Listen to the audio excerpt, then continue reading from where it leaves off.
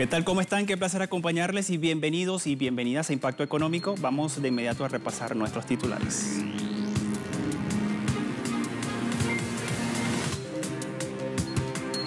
La Comisión Económica para América Latina y el Caribe, la CEPAL, prevé que el cierre de millones de empresas pequeñas y también de la región debido al impacto negativo de la pandemia del coronavirus. En breve le ofrecemos los detalles. En nuestro segmento En Contexto vamos a revisar las propuestas de los impuestos a las grandes fortunas de la región para hacer frente al impacto de la pandemia de la COVID-19. Canciller de Alemania, Angela Merkel, pidió a la Unión Europea una respuesta masiva para responder a la crisis del coronavirus. En Economía 360 le contamos los detalles.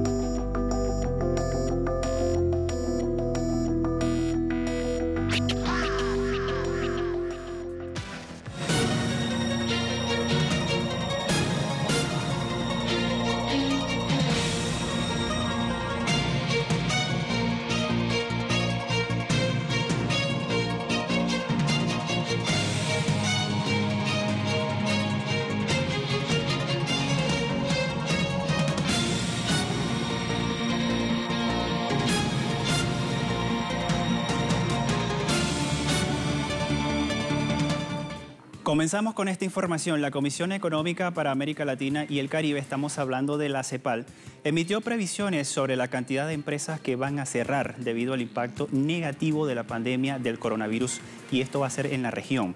A continuación, le ofrecemos detalles emitidos por la secretaria de este organismo, Alicia Bárcenas, al respecto, a través de esta siguiente historia. De acuerdo a la CEPAL, la paralización de actividades productivas en Latinoamérica por la pandemia del nuevo coronavirus provocará el cierre de 2,7 millones de empresas formales, la mayoría de ellas microempresas. Esto implicará la destrucción de 8,5 millones de empleos en sectores vinculados con el comercio, los hoteles y los restaurantes. Según el nuevo estudio del organismo de la ONU, el comercio perderá 1,4 millones de empresas y 4 millones de puestos de trabajo, mientras que en el turismo se perderán 290.000 empresas y 1 millón de empleos. Asimismo, la Secretaría de la CEPAL sugirió a los gobiernos adoptar medidas para apoyar a las empresas, como ampliar plazos y alcances de las líneas de intervención en materia de liquidez y financiamiento, así como cofinanciar la nómina salarial durante 6 meses para evitar la destrucción de capacidades. La cofinanciación recomendada tendrá un costo equivalente a 2,7% del Producto Interno Bruto regional y debe darse en diferentes proporciones según el tamaño de la empresa, desde el 30% en las grandes hasta el 80% en las microempresas. Igualmente, se aconsejó realizar transferencias directas a trabajadores autónomos, respaldar a grandes empresas de sectores estratégicos que resulten gravemente afectadas por la crisis. En El Salvador, el gobierno comenzó el proceso para la reanudación de las actividades del sector turístico. De acuerdo con la ministra salvadoreña de Turismo, Morena Valdés, la activación de los servicios de la denominada industria sin chimeneas se dará a partir del próximo 6 de agosto, si la pandemia del coronavirus así lo permite. Agregó que las empresas de alojamiento, alimentación, transporte y recreación están preparadas para recibir turistas con todas las normas de bioseguridad.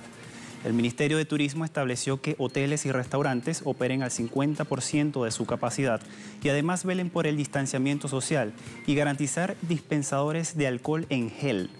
La reapertura de la actividad turística fue consensuada con los representantes de las empresas del sector.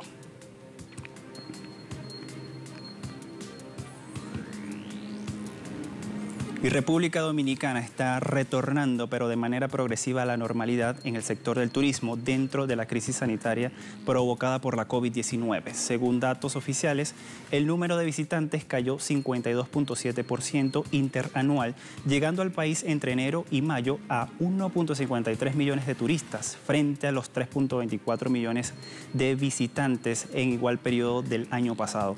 El aeropuerto de Punta Cana recibió el primer día de las operaciones luego del cierre por la pandemia a 346 pasajeros procedentes de San Juan de Puerto Rico y de Nueva York, donde antes el virus recibía diariamente a unos 10.000 pasajeros. El ministro de Turismo, Francisco García, expresó que esperaban que regresen los turistas y recobrar el liderazgo en la región. Así, los hoteles deberán cumplir las medidas sanitarias redactadas por el Ministerio. Dentro del protocolo respecto a la ocupación hotelera, aquellas con más de 500 habitaciones deben limitar su ocupación este mes a un 30%. Un 50% será en agosto y el 75% en diciembre. También para los hoteles entre 100 a 500 habitaciones, la ocupación máxima está permitida y será del 50%. Un 75% será en agosto y un 100% al final de este año, en diciembre. En tanto, las instalaciones con menos de 100 habitaciones podrán mantener una ocupación de 75% entre julio y diciembre. El próximo 5 de julio serán los comicios presidenciales en este país.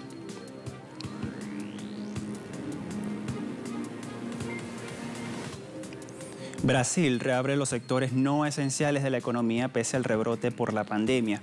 La ciudad de Río de Janeiro reabrió este mismo 1 de julio los restaurantes, bares y gimnasios como parte de la reactivación económica, pese a ser la segunda ciudad más afectada por la crisis global de la COVID-19. Según voceros del Sindicato de Bares y Restaurantes de Río, el cierre del sector generó la quiebra de unos 1.000 negocios y dejó cerca de 27.500 trabajadores sin empleo. Asimismo, los trabajadores del sector se adaptaron a las medidas para reabrir, como el horario reducido. Solo usaron la mitad de su capacidad y la separación de las mesas con la limpieza cada 2 horas. En este sentido, el alcalde de Río, Marcelo Crivella, dijo sentirse seguro de la flexibilización y también asegura que no hubo un colapso hospitalario. Sin embargo, afirma que la crisis económica generada por esta pandemia afectó los niveles del desempleo. Esta ciudad brasileña registró hasta el 1 de julio 6.618 muertes y 57.879 casos positivos, con una tasa de contagio de 915 por cada 100.000 habitantes. Incluso superó la medida de todo el país, que es de 689 por cada 100.000 habitantes.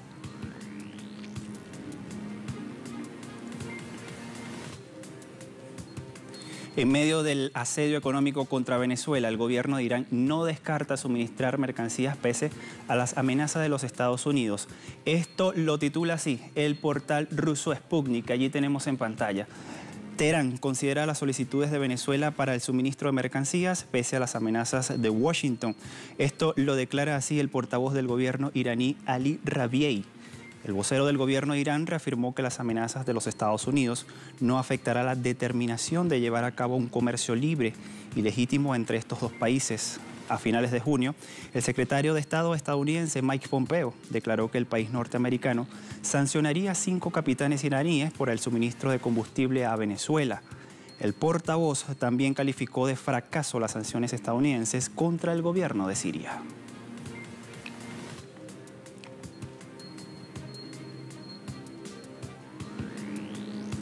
Nicaragua cerrará este mismo año con cerca de un 93% de cobertura de agua potable. El presidente ejecutivo de la estatal nicaragüense de Acueductos y Alcantarillado, ENACAL, Ervin Barrada, quise decir, dijo que este país tendrá un 93% de la cobertura de agua potable al finalizar este año. En este sentido, Barreda recalcó que el gobierno invertirá esta gestión unos 135 millones de dólares a fin de garantizar los servicios básicos a toda la población. También un proyecto de ENACAL en el alcantarillado de la ciudad de Bilwi, obra que necesitará unos 3.2 millones de dólares en la inversión.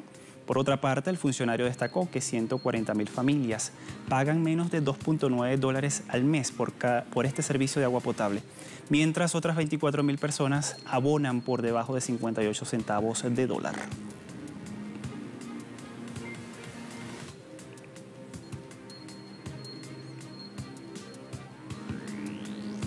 De los impuestos a las grandes fortunas en la región vamos a estar hablando. Al regreso de esta primera pausa estamos en Impacto Económico. No se aparte, ya volvemos.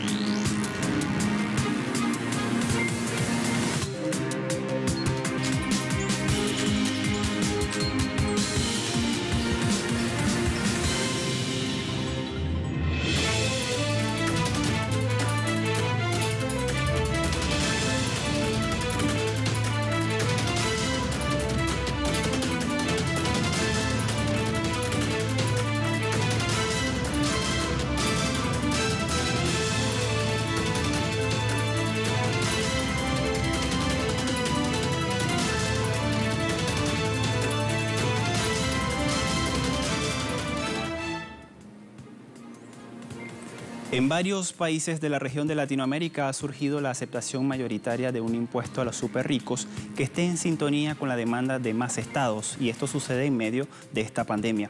Así lo afirma un estudio del Centro Estratégico Latinoamericano de Geopolítica, el CELAC, realizado por el economista e investigador Alfredo Serrano Mancilla. Los detalles a continuación. En América Latina surgió de nuevo un sentido común, y es que los superricos aporten una parte de sus colosales recursos para afrontar la crítica situación económica y social de la región.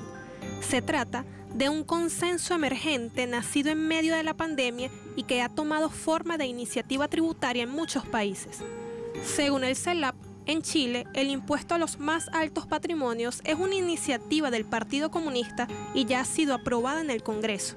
En Argentina, se viene discutiendo la propuesta del Frente de Todos del impuesto a las grandes fortunas. En México, el subsecretario de América Latina ha propuesto públicamente una contribución extraordinaria que afectaría a los grandes patrimonios. Igualmente, en Brasil, la temática ha aparecido como una iniciativa en el Senado por parte del Partido de los Trabajadores. En Perú, se ha presentado como proyecto de ley en el Congreso, y en Bolivia lo ha expuesto el candidato presidencial por el MAS, Luis Arce. El CELAP indica que el fenómeno regional no está disociado de lo que piensa la gente. En las 3 últimas encuestas realizadas por el CELAP de los últimos 2 meses, en Argentina, Chile y México, existe un gran acuerdo sobre la temática. Por ejemplo, en Argentina, el 78% de los consultados estaría de acuerdo con el impuesto a las grandes fortunas. En Chile, este valor es del 72% y en México del 67%. Asimismo, la ciudadanía de los 3 países creen que el Estado debe intervenir y estar presente en la economía. En Argentina, el respaldo llega a 90%, en Chile 68% y en México un 60%. Pese a que la propuesta de establecer un impuesto a los superricos en América Latina no está en marcha, hay tipos impositivos que se aplican a las empresas de la región. El economista Alfredo Serrano Mancilla, él asegura que existen empresas en Latinoamérica que están usando múltiples mecanismos para reducir la base imponible. ¿Por qué sucede todo esto? Aquí le contamos. De acuerdo al CELAP, es inadmisible que la tasa legal del impuesto que tienen que pagar las empresas en la región difiera tan significativamente de la tasa efectiva. Por ejemplo, en Argentina, la tasa legal es del 30%, pero a la hora de la verdad, el tipo impositivo efectivo sobre sus beneficios es del 7,6%. En México, la relación es de 30% a 7,4%. En Perú, de 29,5% a 8,8%, y en Colombia de 33 a 9,8%. Esto sucede porque la mayoría de las empresas usan múltiples mecanismos para disminuir la base imponible sobre la que se aplica el tipo impositivo. Asimismo, se indica que empresas transnacionales de alta tecnología como Google, Apple, Facebook y Amazon apenas pagan tributos en América Latina, y existe un gran vacío deliberado para que estos gigantes facturen y puedan así trasladar sus beneficios a guaridas fiscales. Igualmente sostienen que las grandes fortunas han de contribuir en relación a su capacidad económica. Según el último estudio del CELAP, aplicando un impuesto aproximado al que tiene Uruguay en los países de la región, se lograría obtener un extra de algo más de 51.000 millones de dólares, y si se aplicara el vigente en Colombia, se obtendrían casi 26.000 millones de dólares. Por otra parte, las actividades económicas ficticias, las no reales, en su mayoría especulativas en el campo financiero, han de ser penalizadas tributariamente. Igualmente, la recaudación tributaria en América Latina y el Caribe está por debajo de la media de los países OCDE, una realidad que ha impulsado la informalidad, según el Centro de Pensamiento por Excelencia de las Economías Avanzadas. En los países de América Latina y el Caribe, la recaudación tributaria supone el 23,1% del Producto Interno Bruto. Estos son 7 puntos más que en 1990, pero todavía 11 puntos porcentuales menos que la media de la Organización para la Cooperación y el Desarrollo Económico, la OCDE, y en niveles muy similares a los de una década atrás. En concreto, la región recauda poco en comparación con los países de la OCDE, que obtienen 34,3%, y con la Unión Europea, que obtienen el 40,3%. Datos de la OCDE revelan que dentro de la región latinoamericana y caribeña hay diferencias de países que recaudan menos impuestos que otros. En ese contexto, la organización indica que en 2018 Guatemala, una de las naciones con menor nivel de moral tributaria, y República Dominicana fueron los dos países que menos recaudaron, el 12.1% y el 13.2% respectivamente.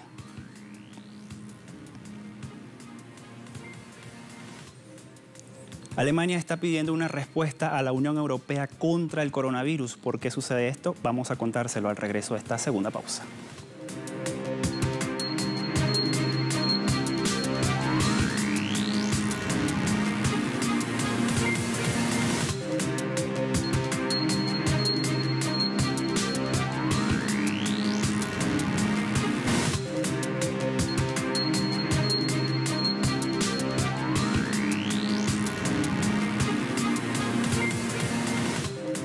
La canciller de Alemania, Angela Merkel, pidió una respuesta masiva a la Unión Europea para responder a la crisis del coronavirus. Asimismo, Merkel dijo que los jefes de Estado y de Gobierno del bloque comunitario deberían acordar el plan de recuperación durante el verano. Las declaraciones de Merkel se producen durante una rueda de prensa conjunta con la presidenta de la Comisión Europea, Ursula von der Leyen. La canciller alemana se reunirá el próximo 8 de julio con las máximas autoridades de la Unión Europea para preparar la negociación del plan de recuperación de cara a la cumbre del bloque que se llevará a cabo el 17 y 18 de julio. Por su parte, von der Leyen dijo que además de superar la crisis, había que afrontar las tareas del futuro y manifestó su satisfacción porque Alemania asumió la presidencia rotatoria de la Unión Europea con unas líneas maestras que coinciden con los objetivos de la Comisión.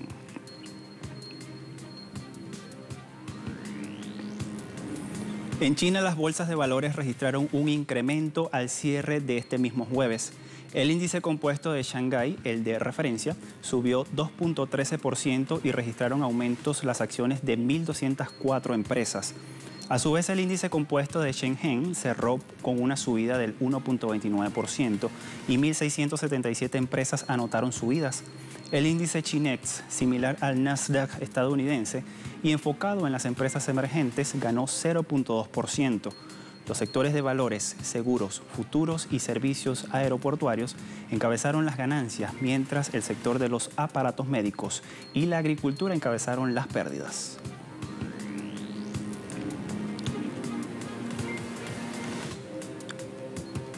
En Egipto, el gobierno descubrió en el suroeste del país un yacimiento de oro con más de 1 millón de onzas, así lo informó el Ministerio de Petróleo.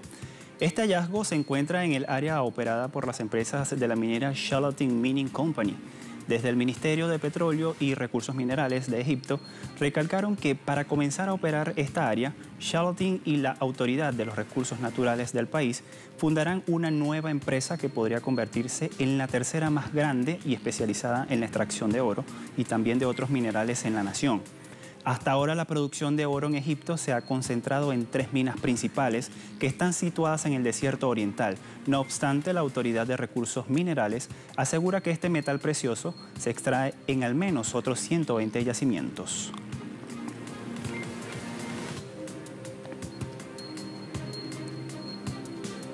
Dos días después del anuncio de los 5.000 recortes de empleos en Airbus Francia, los sindicatos y empleados franceses están preocupados porque no saben a quién le afectará esta medida de la empresa. Vamos a escuchar parte de sus argumentos.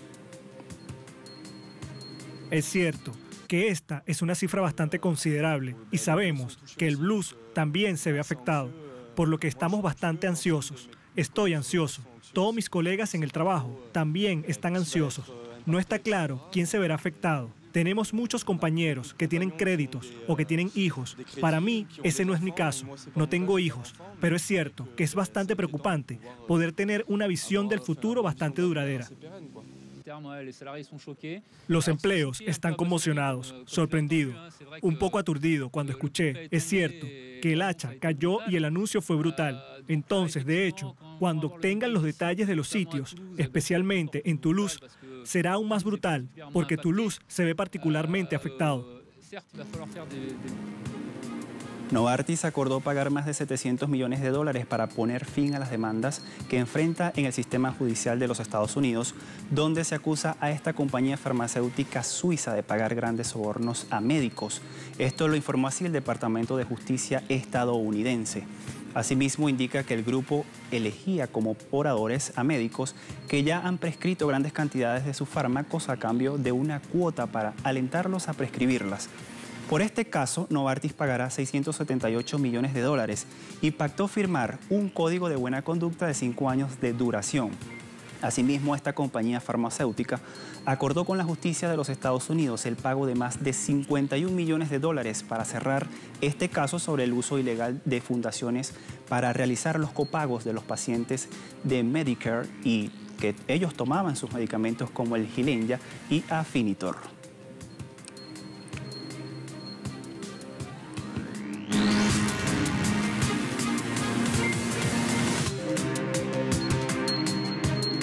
Pasamos de inmediato a repasar los indicadores petroleros al cierre de la jornada de este jueves. Ponemos en pantalla de inmediato la relación de intermedio de Texas, WTI, 39.78 dólares el barril y ha perdido 0.10%.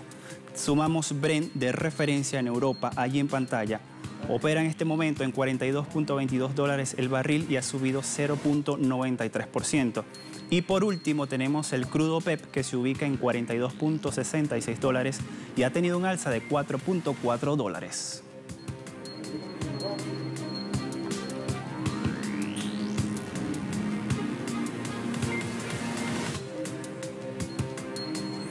Con estos indicadores estamos llegando al final de Impacto Económico. La invitación, como siempre, para que siga todas nuestras redes sociales allí en pantalla. Gracias a todos, como siempre, por la compañía. Será hasta la próxima. Chao.